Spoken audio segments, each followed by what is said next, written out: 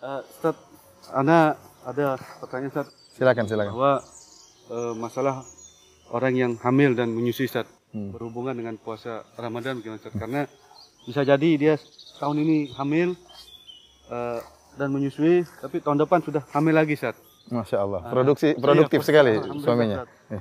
Nah ini bagaimana hukumnya Ustaz? Apakah dia harus mengganti, dan kayaknya agak kesulitan kok mengganti karena dia kan kita dianjurkan supaya menyusui sama 2 tahun Ustaz. Ya. Sekarang dia hamil, belum Ramadan atau Ramadan depan dia masih menyusui atau kemungkinan sudah hamil. Nah gimana Ustaz? Iya. Permasalahan ini permasalahan yang diperselisihkan oleh para ulama ya. Jumhur ulama menyatakan ya harus mengqadha, dan sebagian ulama menyatakan boleh dengan hanya membayar fidyah saja ya. Dan kalau kita perhatikan uzur-uzur yang dialami oleh orang-orang yang berbuka puasa, ada 2 model uzur. Yang pertama adalah uzur yang bisa hilang, dan yang kedua uzur yang tidak bisa hilang. Uzur yang bisa hilang seperti orang yang safar dan juga orang yang sakit, seperti firman Allah Subhanahu wa taala, "Wa man kana maridan aw ala safarin fa iddatun min ayyamin ukhra." Barang siapa yang sakit atau dia bersafar, maka dia kemudian dia berbuka, maka dia boleh mengganti di hari-hari yang lain. Kita tahu bahwasanya uzur safar dan sakit bukan uzur yang abadi. Seorang terkadang sakit nanti sembuh, safar kemudian mukim ya. Ini uzur yang bisa hilang, maka cara untuk mengganti puasa dengan mengqadha. Kata Allah Subhanahu wa taala, "Fa'iddatun min ayyamin ukhra." Itu diganti pada hari-hari yang lain selain di luar bulan Ramadan. Uzur model kedua yaitu uzur yang tidak hilang. Seperti Allah Subhanahu wa taala berfirman, "Wa 'alal ladzina yutiqunahu fidyatun ta'amu miskin." Dan orang-orang yang sudah tua, yang tidak mampu untuk berpuasa, maka dia membayar fidyah. Ini uzur yang tidak bisa hilang. Orang tua tidak mungkin tidak mungkin kembali lagi muda lagi. Oleh karenanya saya ingat kisah tentang yang disampaikan oleh Az-Zahabi rahimahullah dalam Syiar A'lam Nubala tentang Al-Hallaj. Al-Hallaj adalah seorang yang mengaku dirinya sebagai Tuhan.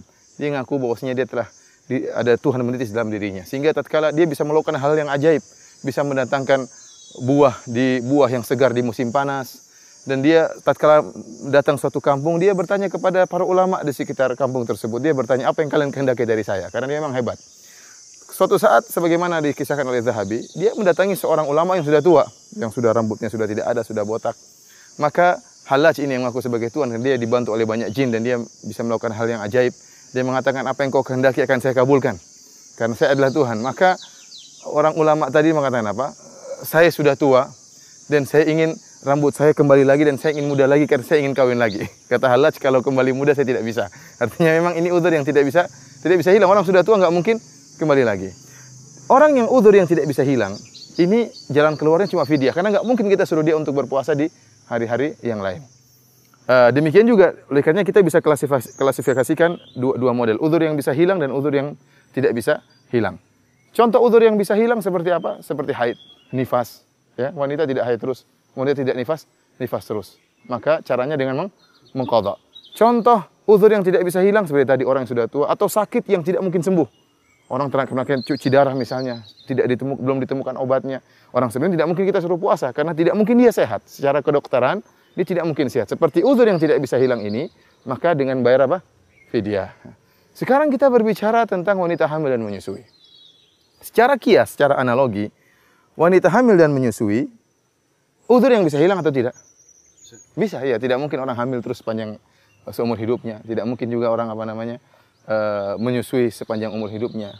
Oleh karenanya kalau kita melihat secara logika, secara analogi, maka seharusnya uzur hamil dan menyusui ini diklasifikasikan bersama uzur-uzur yang bisa hilang. Dan kalau kita klasifikasikan terhadap uzur yang bisa hilang, maka cara membayarnya dengan qadha.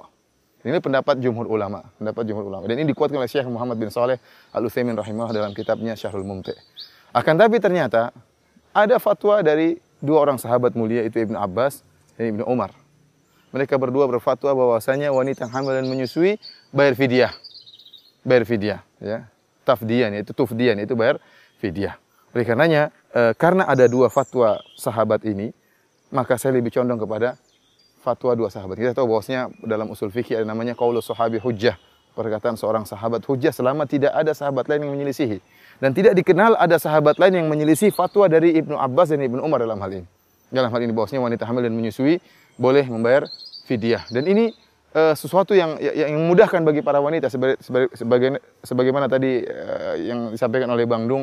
Ada wanita yang demikian, dia hamil tahun ini, kemudian tahun depan dia menyusui selama 2 tahun, kemudian dia hamil lagi, kemudian dia menyusui lagi, suaminya sangat produktif dan tidak berhenti-berhenti, maka kapan dia bisa mengqadha puasanya? Ini fatwa yang meringankan bagi mereka. Sebagian ulama, sebagaimana Asy-Syaukani rahimahullah dalam kitabnya Irsyadul Fuhul menyebutkan kalau ada fatwa sahabat yang menyelisihi qiyas yang jali, qiyas yang sharih, yang menunjukkan bahwasannya dia tidaklah menyelisih qiyas yang sharih tersebut kecuali karena dia punya dalil. Seharusnya kalau kita bicara tadi qiyas namanya uzur yang bisa hilang, harusnya qadha. Ternyata ada fatwa dari Ibnu Abbas dan Ibnu Umar yang menyatakan cukup fidyah, tidak usah qadha. Ini menunjukkan dia punya dalil yang mungkin kita tidak mengetahuinya. Dari sini kita husnuzan kepada dua sahabat ini, Ibnu Umar dan Ibnu Abbas, bahwasanya boleh wanita hamil dan menyusui untuk bayar fidyah, tidak perlu mengqadha. Akan tetapi Bang Dung, ya tentunya yang lebih selamat mengqadha. Artinya apa? Kalau ada wanita hamil dan menyusui bisa mengqadha suatu saat, maka lebih afdal dia mengqadha agar keluar dari permasalahan khilaf. Tapi kalau memang kondisinya sulit kemudian dia sulit untuk mengqadha, maka kita bilang ada fatwa alhamdulillah dari Ibnu Abbas dan Ibnu Umar. Ini pendapat yang dipilih oleh Syekh Albani rahimahullahu taala, bahwasanya wanita hamil dan menyusui boleh apa? Boleh membayar fidyah saja, dan fidyah bisa dengan 2 cara. Yang pertama dengan membayar setengah sa' untuk 1 harinya, ya, kira-kira 1,3 kg beras, ya, untuk 1 hari 1,3 kg atau 1,5 kg beras, atau dengan memberi makanan sempurna, yaitu makanan dan lauknya untuk 1 hari sekali makan. Demikian Bang Dung. Paham insyaallah Bang Dung? Paham. Oh iya, ya, terima kasih. Ya, sama-sama. Assalamualaikum warahmatullahi wabarakatuh.